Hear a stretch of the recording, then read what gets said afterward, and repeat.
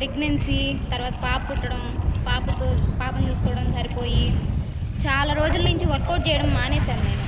So, నాకు నేనే wait వచ్చేసాను. నాకు నేనే కంఫర్ట్‌గా లేను. ఏది నాకు నచ్చట్లేదు. సో, నేను మళ్ళీ నా వర్కౌట్ అనేది స్టార్ట్ చేద్దాం అనుకుంటున్నాను.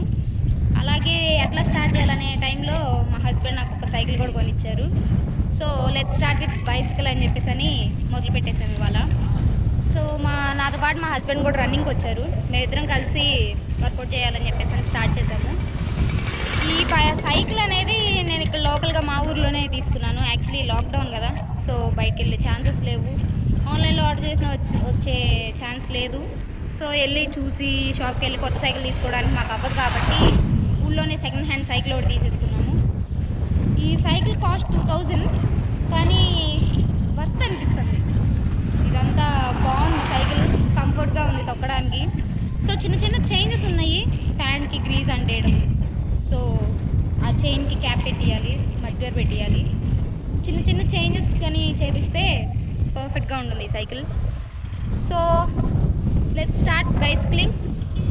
ఇప్పుడు మేము ఒక 2 మైల్స్ అయితే వచ్చాము. సో, మళ్ళీ బ్యాక్ ఇంటికి వెళ్తున్నాము.